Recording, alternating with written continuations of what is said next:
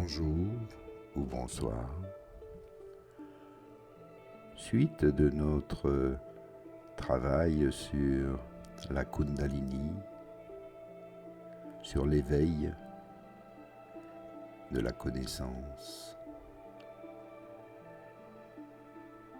Installez-vous confortablement, détendez-vous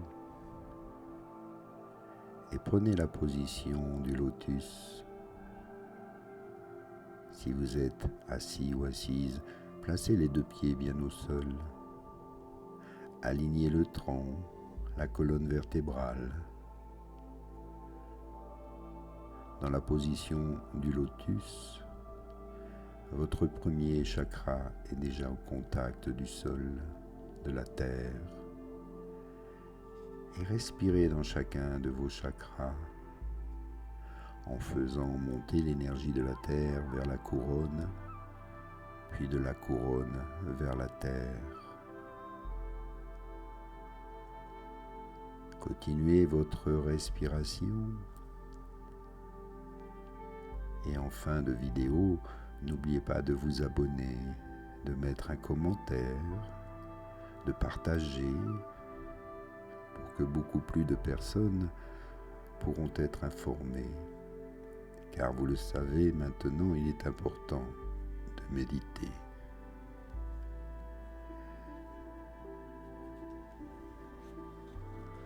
Respirez et laissez cette énergie circuler. À la base, la Kundalini est votre force vitale dans son état le plus pur.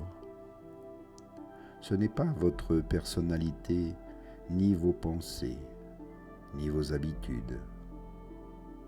C'est ce qui alimente tout cela.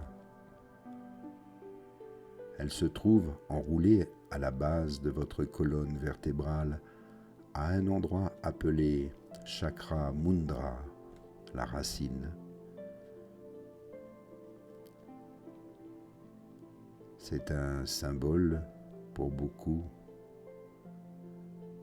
Le chakra racine est la base.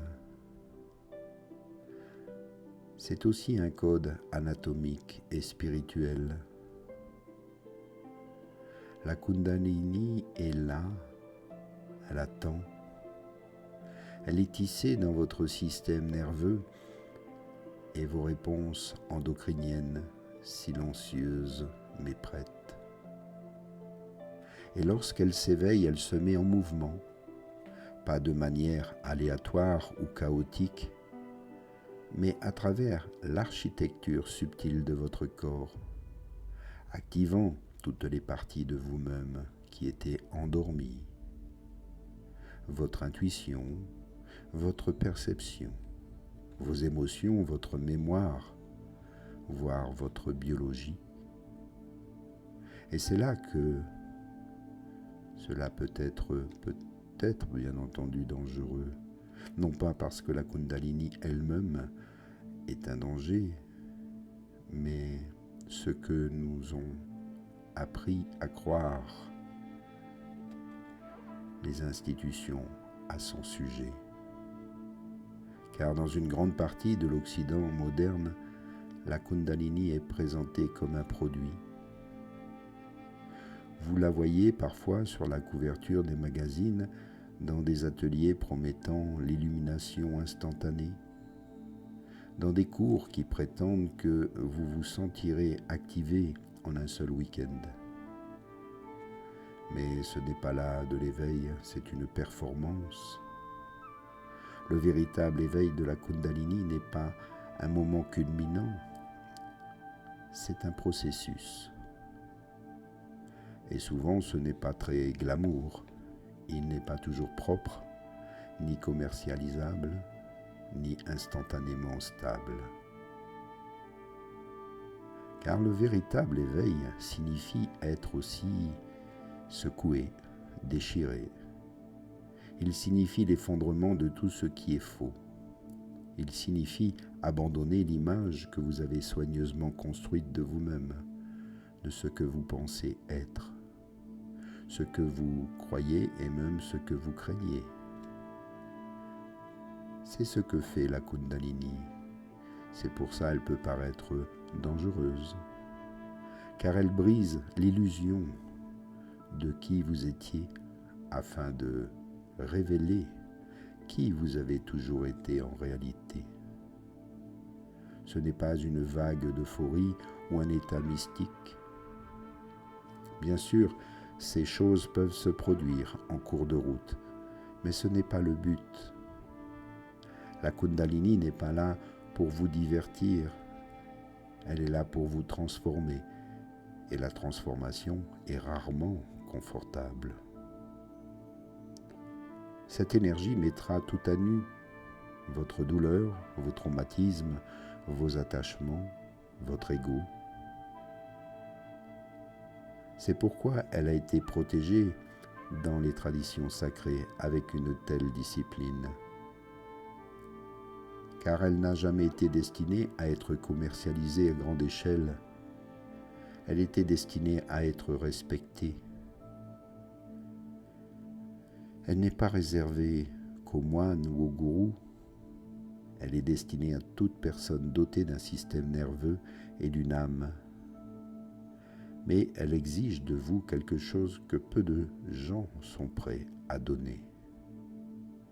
Une honnêteté totale. Pas seulement envers les autres, mais aussi envers vous-même.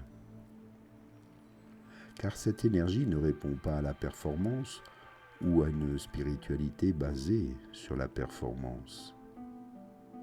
Elle ne s'éveille pas simplement parce que vous portez des vêtements blancs ou que vous chantez des mantras. Elle s'élève simplement lorsque vous êtes aligné, comme ici et maintenant dans votre posture.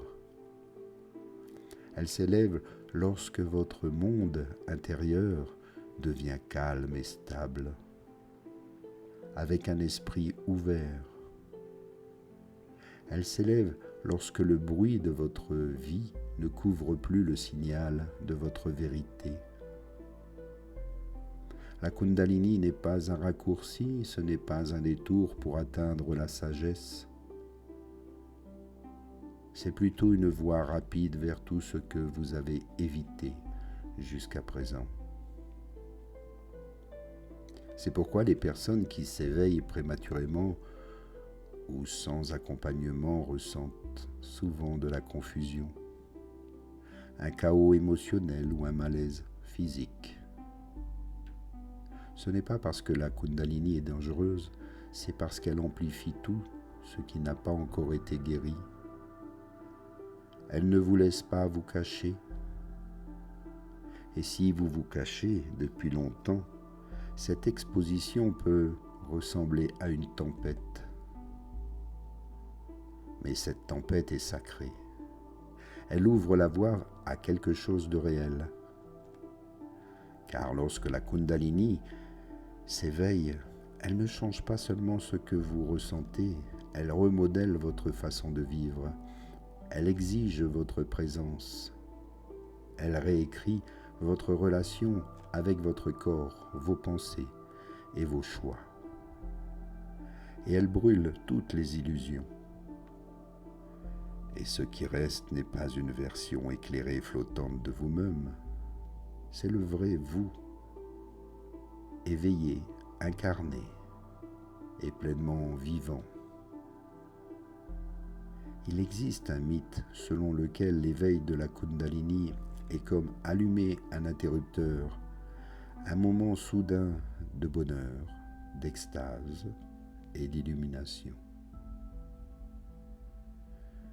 Mais la vérité est beaucoup plus nuancée, beaucoup plus réelle. Lorsque cette énergie commence à s'agiter, elle ne s'annonce pas poliment et elle ne vous demande pas la permission. Elle se moque de votre emploi du temps.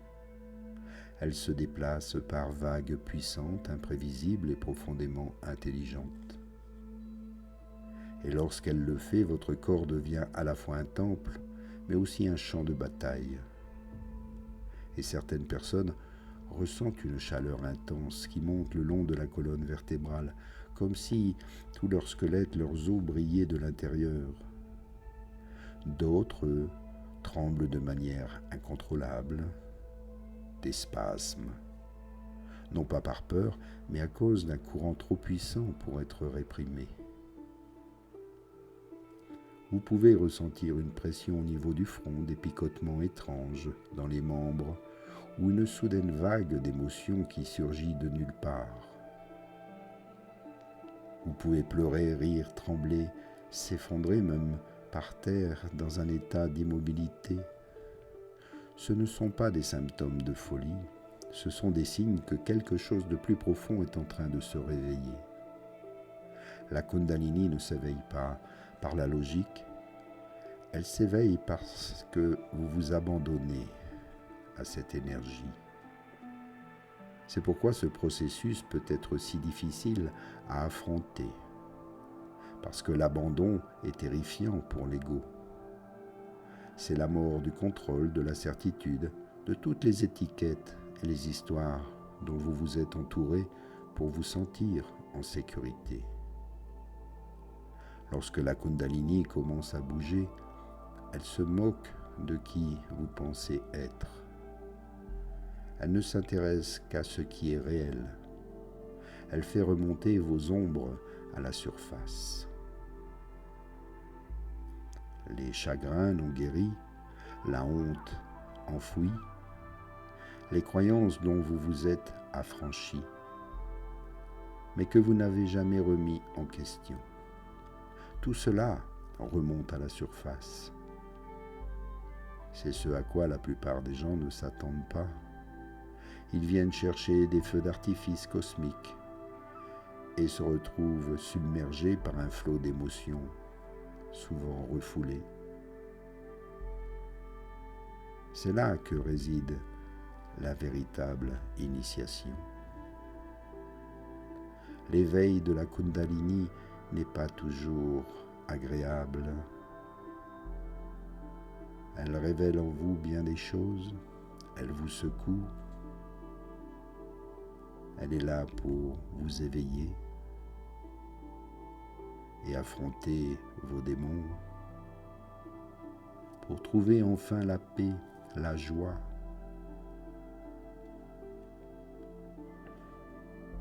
Et attention, car vous risquez de perdre tout intérêt pour des choses qui vous obsédaient autrefois. Mais maintenant, vous êtes en paix. Alors revenez ici et maintenant, inspire et expire, un petit bâillement, un étirement, et à bientôt pour la suite de notre éveil. Namaste.